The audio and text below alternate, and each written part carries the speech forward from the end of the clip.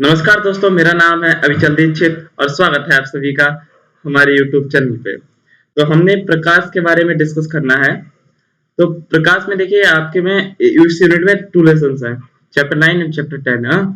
तो जो चैप्टर 9 है उसमें काफी कुछ तो आपका 10th वाला ही है, जैसे कि अपवर्तन हो गया, परावर्तन हो गया, सूक्ष्मदर्शी, दूरदर्शी, मानव नेत्र, दृष्टि दोष, सारा कुछ ये सब 10th में जो आपने पढ़ा था वही सब है। तो अभी हम पहले के लिए ये नहीं पढ़ा रहे हैं, मतलब सॉरी डिस्कस नहीं कर रहे हैं। अगर आप कहेंगे तो चैप्टर 9 को भी आप अगर डिमांड करेंगे तो हम उसको भी डिस्कस करेंगे आपके साथ। अभी हम केवल 10th लेसन के कुछ कुछ इंपॉर्टेंट टॉपिक जो आपके लिए इस बार इंपॉर्टेंट है या फिर जो जनरल अवेयरनेस के लिए जरूरी है, उन टॉपिक्स को हम डिस्कस करेंगे। ठीक है, तो सबसे पहले हम डिस्कस करेंगे हाइगेंस का तरंग सिद्धांत। हाइगेंस का तरंग सिद्धांत क्या है? देखिए, प्रकाश को एक डिबेट चलती है कि प्रकाश को कण माना जाए कि तरंग माना जाए। ठीक है, तो कुछ लोग प्रकाश को कण मानते हैं, कुछ लोग प्रकाश को तरंग मानते हैं। तो हाइगेंस उनमें से थे जिन्होंने भाई प्रकाश को तरंग माना। तो क्या है लिखा हुआ कि प्रकाश के तरंग सिद्धांत का प्रतिपादन हॉलैंड के वैज्ञानिक हाइगेंस ने सन 1678 ईस्वी में किया था। हाइगेंस के अनुसार प्रकाश तरंगों के रूप में चलता है। ये तरंगे प्रकाश स्रोत से निकलकर सभी दिशाओं में प्रकाश की चाल से चलती हैं। हाइगेंस के अनुसार क्या है? प्रकाश तरंगों के रूप में चलता है। ये तरंगे प्रकाश स्रोत जैसे टॉर्च चलाई, प्रकाश स्रोत से तरंगे निकल के सभी दिशाओं में तरंगों के रूप में वितरित हो जाता है। और चूंकि तरंगों के चलने के लिए माध्यम की आवश्यकता होती है, इसलिए हाइगेंस ने एक सर्वव्यापी माध्यम ईथर की कल्पना की। अब उन्होंने अपने आप को यहाँ पे कैसे बचाया है, इसकी बाद में आलोचना की गई है। ये बात में हम आपको बताएंगे कि उन्होंने कहा कि हाँ, तरंगों के चलने के लिए माध्यम की आवश्यकता होती है, तो उन्होंने एक माध्यम मान लिया जो हर जगह माना जाता है, सर्वव्यापी है, जो कि है ईथर। इस काल्पनिक माध्यम के लिए यह माना गया कि यह भारहीन, दिख रहा है कहाँ पे पढ़ना है, ऐसे करके पढ़ते जा रहे हैं, दिखता रहा है आपको कि सभी पदार्थ सभी पदार्थों में यह भारहीन है और सभी पदार्थों में प्रवेश कर सकता है। इसमें प्रकाश तरंग के संचरण के लिए आवश्यक सभी गुण होते हैं। ठीक है, ईथर के बारे में थोड़ा सा दिया। ईथर क्या है? एक भारहीन माध्यम है, ये सभी पदार्थों में प्रवेश कर सकता है और प्रकाश तरंग के संचरण के लिए इसमें सारे आवश्यक गुण होते हैं। ठीक है, अब हाइगेंस का द्वितीय तरंगिकाओं का सिद्धांत, इसे थोड़ा सा हाइगेंस का द्वितीय तरंगिकाओं का सिद्धांत। हाइगेंस ने किसी माध्यम में तरंगों के संचरण के लिए एक सिद्धांत दिया। इसी सिद्धांत को हाइगेंस का द्वितीय तरंगिकाओं का सिद्धांत कहते हैं। ठीक, हाइगेंस ने बताया कैसे किसी माध्यम में तरंगें चलती हैं, उनके इस सिद्धांत को ही हाइगेंस का द्वितीय तरंगिकाओं का सिद्धांत कहा गया। उन्होंने इस सिद्धांत के जरिए अपवर्तन की व्याख्या की, इस सिद्धांत के जरिए उन्होंने परावर्तन की व्याख्या की। ये बात लिखी हुई नहीं, मैं बता रहा हूँ, इसके डेरिवेशंस भी आपके कोर्सेज में है, आप पढ़े तो अच्छा रहेगा वो। इसमें सबसे पहली चीज क्या दी है? जब किसी माध्यम में स्थित तरंग स्रोत से, इनके निम्न परिकल्पनाएं दी थी उन्होंने इस सिद्धांत में। क्या क्या परिकल्पनाएं थी? जब किसी माध्यम में स्थित तरंग स्रोत से तरंगे निकलती हैं, तब स्रोत के चारों ओर माध्यम में कण जो होते हैं वो कंपन करने लगते हैं। जब किसी तरंग स्रोत से तरंगे निकली तब उस माध्यम में जो कण होते हैं वो कंपन करने लगते हैं। ठीक है, माध्यम में स्थित कण कंपन करने लगते हैं, दिया हुआ। ठीक, फिर तरंगाग्र पर स्थित प्रत्येक माध्यम कण एक नए तरंग स्रोत का कार्य करता है, जिससे नई तरंगें सभी दिशाओं में निकलती हैं। देखिए, तरंगाग्र पर स्थित प्रत्येक माध्यम कण, जैसे कोई आके तरंग टकराई, उसका तरंग का आगे वाला टुकड़ा फिर से, आगे वाला जो कण होगा तरंगाग्र होगा, वो फिर से एक जो आगे वाला कण होगा फिर से एक नए तरंग स्रोत का लिए कार्य करेगा, फिर उससे बहुत सारी तरंगें निकल जाएंगी। यही बात दिया, तरंगाग्र पर स्थित प्रत्येक माध्यम कण, यही बात दिया, देखिए ऐसे करके तरंगाग्र पर स्थित प्रत्येक माध्यम कण एक नए तरंग स्रोत के लिए कार्य करता है, जिससे नई तरंगें सभी दिशाओं में निकलती हैं। इन तरंगों को द्वितीयक तरंगे कहते हैं। ए भी माध्यम से प्राथमिक तरंग की चाल से आगे बढ़ती हैं। इनका द्वितीयक तरंग का सिद्धांत क्यों है, इससे क्लियर हो रहा है, क्योंकि तरंगाग्र पर जब भी कोई किरण आती है वो उस माध्यम में नई किरण के लिए एक तरंग स्रोत का कार्य करती है, और उससे जो तरंगे निकलती है वो द्वितीयक तरंगे कहलाएंगी। ठीक है, यदि किसी क्षण के आगे बढ़ती हुई इन द्वितीय तरंगिकाओं का अनुवालोक किया जाए, अर्थात उन्हें स्पर्श करते हुए पृष्ठ खींचे, तो वह अनुवालोक उस क्षण तरंगाग्र की नई स्थिति को प्रदर्शित करेगा। ठीक है, और वह दिशा जिससे तरंगाग्र आगे बढ़ता है किरण कहलाती है। हाँ, जिस तरंगाग्र को किरण कहलाएगी। सामान्य माध्यम में किरण सदैव तरंगाग्र के लंबवत होती है। किरण जो होती है वो सदैव तरंगाग्र के लंबवत होती है। तरंगाग्र वो तल होता है जिससे वो निकली होती है। ठीक है, हाइगेंस के तरंगाग्र की सफलताएं क्या की, असफलताएं क्या थी? तो सफलता इनकी ये है, इन्होंने अपने सिद्धांत से अपवर्तन की भी व्याख्या कर ली, परावर्तन की व्याख्या कर ली कि प्रकाश एक तरंग होता है और इसके आधार पर उन्होंने अपवर्तन भी सिद्ध करके दिखा दिया, परावर्तन भी सिद्ध करके दिखा दिया। उन्होंने व्यतिकरण और विवर्तन की भी व्याख्या कर ली। उन्होंने प्रकाश की जो गुण थे उन्हें सिद्ध करने की कोशिश की जाती है पहले, तो उन्होंने इससे परावर्तन करके दिखा दिया, इससे अपवर्तन करके दिखा दिया, इससे व्यतिकरण करके दिखा दिया, इससे विवर्तन। अपने द्वितीय तरीकों के सिद्धांत से विवर्तन, अपवर्तन, परावर्तन जो भी है सब करके दिखाया और उनका सफल हुआ। तो ये हाइगेंस के तरंग की सफलताएं थी। लेकिन ये फेल कहाँ पे होगा, फिर फेल कहाँ पे कर गया? इस सिद्धांत में प्रकाश को अनुदैर्घ्य माना गया है, अब यहाँ पे फेल हो गए, जिसके कारण प्रकाश के ध्रुवण की व्याख्या नहीं की जा सकी। उन्होंने कुछ फिनोमिना की जो है एक्सप्लेनेशन दिया, लेकिन प्रकाश को इन्होंने एक्चुअली अनुदैर्घ्य माना है, तो इस कारण से प्रकाश के ध्रुवण की व्याख्या नहीं कर पाए।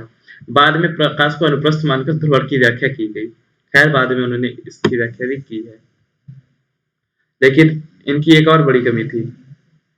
देखिए कुछ वैज्ञानिक जैसे हैं, उन्होंने ये भी कहा है, हमने आपको बताया था ईथर की आलोचना की, इन्होंने एक सर्वव्यापी माध्यम ईथर मान लिया कि किसी तरंग को माध्यम चाहिए तो सर्वव्यापी माध्यम ईथर मान लिया इन्होंने। तो इस बात को कुछ वैज्ञानिकों ने सही नहीं ठहराया है, जैसे माइकलसन मोरले का नाम दिया हुआ है। उन्होंने कहा कि ईथर को एक सर्वव्यापी माध्यम मान के, एक काल्पनिक माध्यम मान के इसका एक्सप्लेनेशन करना गलत है, उन्होंने ईथर को माध्यम मानने से इनकार किया। इस सिद्धांत से प्रकाश विद्युत प्रभाव की व्याख्या नहीं की जा सकी। प्रकाश विद्युत प्रभाव की व्याख्या नहीं की जा सकी। जो प्रकाश विद्युत प्रभाव था, इलेक्ट्रॉन उत्सर्जित होते थे, इसके बारे में हमने डिस्कस किया है। ठीक है, तो ठीक है, इसमें हमने डिस्कस कर लिया है हाइगेंस का सिद्धांत। इसके बाद हम डिस्कस कर लेते हैं दो तरंगों का व्यतिकरण।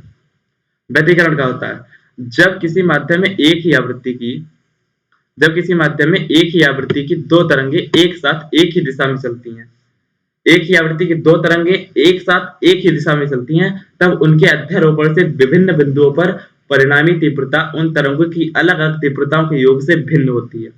मान लिया, सॉरी, हाँ, जैसे मान लिया ये दो तरंगे चल रही हैं, ऐसे ऐसे ऐसे ऐसे चल रही है तरंग, एक तरंग ये चल रही है, दिखा नहीं क्या? ऐसे दिखेगा, ये दो तरंगे चल रही हैं, हमने आपको इस तरह से दिखाई, ये दूसरी तरंग चल रही है। तो ये तरंगे अगर चल रही हैं तो कुछ कुछ जगह पे इनका अध्यारोपण होगा, कुछ कुछ जगह पे इनका मान लिया यहाँ पे, जहाँ पे एक दूसरे को काटेंगे, यहाँ पे ऐसे, यहाँ पे हुआ, यहाँ पे हुआ, ऐसे कुछ कुछ जगह पे अध्यारोपण होगा। तो जब इनका अध्यारोपण होगा तो कुछ इनकी तीव्रता निकालेंगे, जहां जहां पे अध्यारोपण होगा, तो जहां जहां पे इनकी तीव्रता निकालते हैं तो इससे पता लगता है कि कुछ जगह पे जो इनकी परिणामी तीव्रता होती है वो इनकी अलग अलग तीव्रताओं के योग से भिन्न होती है, उसके बराबर नहीं होती। जैसे इसकी तीव्रता कुछ थी, उसकी तीव्रता कुछ थी, लेकिन जब जहां पे इनका अध्यारोपण हुआ वहां पे इन दोनों के जोड़ के बराबर तीव्रता होनी चाहिए, लेकिन ऐसा नहीं है। कुछ जगह पे तीव्रता उससे ज्यादा है, कुछ जगह पे तीव्रता उससे कम है, कुछ जगह पे तीव्रता शून्य है। तो इसी फिनोमेना को हम व्यतिकरण कहते हैं। ये देखिए, यही बात बिल्कुल पूरी लिखी हुई है जो हमने आपको समझाई है। देखिए क्या है, जब किसी माध्यम में एक ही आवृत्ति की दो तरंगे एक साथ एक ही दिशा में चलती हैं, तब उनके अध्यारोपण से जो परिणामी तरंग बनती है उसकी तीव्रता उनकी अलग अलग तीव्रताओं के योग से भिन्न होती है। कुछ जगह पे तीव्रता ज्यादा होती है, कुछ जगह पे तीव्रता कम होती है, तो कुछ जगह पे शून्य होती है। इसी फिनोमेना को हम क्या कहते हैं? प्रकाश का व्यतिकरण कहते हैं। देखिए, जिन बिंदुओं पर तीव्रता अधिकतम होती है, जिन बिंदुओं पर तीव्रता अधिकतम होती है, उन बिंदुओं पर उत्पन्न हुए व्यतिकरण को संपोषी व्यतिकरण, अब व्यतिकरण के भी पार्ट्स हो गए, ये संपोषी व्यतिकरण है। उसके बाद जिन बिंदुओं पर तीव्रता लगभग शून्य होती है, लगभग जीरो होती है, उन बिंदुओं पर व्यतिकरण को विनाशी व्यतिकरण कहते हैं। ठीक है, तो दो तरह का व्यतिकरण हो गया, जिस पर अधिकतम होगी तीव्रता वो संपोषी व्यतिकरण, जिस पर तीव्रता लगभग शून्य होगी, परिणामी तीव्रता होती है, तो उसे विनाशी व्यतिकरण कहेंगे। तो व्यतिकरण हो गया। और कुछ डिस्कस कर ले, यंग का व्यतिकरण संबंधी सिद्धांत डिस्कस कर लेते हैं हम क्या? हाँ, तो फटाफट से डिस्कस कर लेंगे, 10 मिनट 11 मिनट से ऊपर वीडियो रखते नहीं है वैसे। इसमें इन्होंने क्या माना, एक पर्दा यल है, देखिए इस फोटो समझ में आएगा। इसमें इन्होंने क्या मान लिया है, फटाफट से डिस्कस कर लेते हैं। एक पर्दा माना गया, एक यल पर्दा है जिसमें ये छेद हुआ, ये छिद्र है यहाँ पे, ये दिख रहा है, सही से दिखेगा। और इसके सामने एक पर्दा है एम,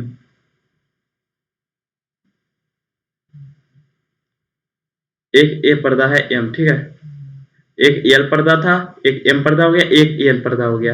एल में यहाँ पे एक छेद है और एम में एक छेद, उसकी सीध में कोई छेद नहीं है जिसमें एल में छेद है, उसके ऊपर है नीचे कोई छेद है। तो जब हम यहाँ से कोई एक बड़ी प्रकाश से कोई प्रकाश डालते हैं इधर से, ठीक है, तो जब वो इस छिद्र से निकलकर प्रकाश आगे बढ़ता है तो इन दोनों बिंदुओं से ऐसे करके तरंगों के रूप में आगे बढ़ा, ऐसे इस तरह से, और इससे दोनों से अलग अलग इस तरह से बढ़ा आगे। तो कुछ जगह पे जहाँ पे इनका अध्यारोपण हुआ, इनके अध्यारोपण को जब इस अध्यारोपण के कारण यहाँ पे कुछ ऐसी फ्रिंजे प्राप्त होती, इस जो ये तीसरा पर्दा लगाया था यहाँ पे कुछ फ्रिंजे प्राप्त होती हैं जो बराबर, जो लगभग समान होती हैं। इनमें से दो तरह की फ्रिंजे प्राप्त होती है, ब्राइट और डार्क, दीप्त और अदीप्त फ्रिंजे जिन्हें बोलते हैं। देखिए यही बात लिखी हुई होगी, जैसा हमने आपको बना के दिखाया, लगभग यही बात उन्होंने एक्सप्लेन करने की कोशिश की होगी। देखिए क्या लिखा है, माना एक पर्दा एल है जिसमें एक रेखा क्षेत्र एस है, इस पर्दे के आगे कुछ दूरी पर एक पर्दा एम है जिसमें पास पास दो क्षेत्र S1 S2 है। हमने जैसा बताया बिल्कुल सेम वैसा ही चल रहा है। आपको छोटा कर लेते इससे कि आपको पढ़ पाए आराम से, पढ़ने के लिए जगह बने, ठीक है। पर्दा कुछ दूरी पर उसके बाद ये दोनों रेखा क्षेत्र पहले रेखा क्षेत्र एस की सीध में ना होकर ऊपर और नीचे हैं और ये से समान दूरी पर है। पर्दा एम के आगे कुछ दूरी पर एक तीसरा पर्दा एन है। जब रेखा क्षेत्र पर एक वर्णी प्रकाश डालते हैं तब पर्दे पर समान चौड़ाई की, तो कौन से पर्दे पर, तीसरे पर्दे पर समान चौड़ाई की दीप्त अदीप्त फ्रिंजें प्राप्त हो जाती हैं। सॉरी,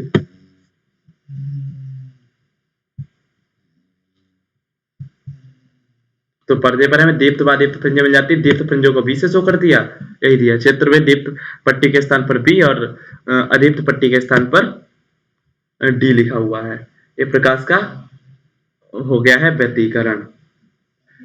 प्रकाश के व्यतीकरण में यंग का ये नियम हो गया।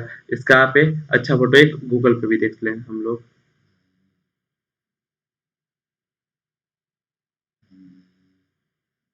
हाँ सॉरी, इस पे देख लेते, इससे सारी चीजें क्लियर हो जाती हैं। व्यतीकरण हिंदी में ही डाल दिया हमने। अब व्यतीकरण की कुछ इमेजेस आ जाएंगे, देखिए किस तरह का है।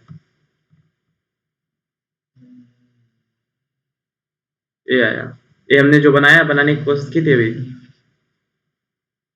प्रकाश तरंगों का व्यतीकरण क्या है, ये देखिए, एक पर्दा बनाया गया है, इससे दूरी पे एक पर्दा, इसमें दो छिद्र हैं S1 S2, फिर दोनों से प्रकाश निकला, कुछ जगह पे एक दूसरे को काटा, इससे तीसरे पर्दे पे जो स्क्रीन पे हमें ब्राइट और डार्क कुछ फ्रिंजें मिल गई। यही इसी गुण को, प्रकाश के इसी फिनोमिना को हम व्यतीकरण कहते हैं। तो इस वीडियो के लिए हम इतना ही रखते हैं, नेक्स्ट वीडियो में फिर से मिलेंगे और उसमें हम प्रकाश का ध्रुवण और प्रकाश का विवर्तन, ये दो चीजें डिस्कस कर रहे होंगे। Okay, thank you guys, thank you so much.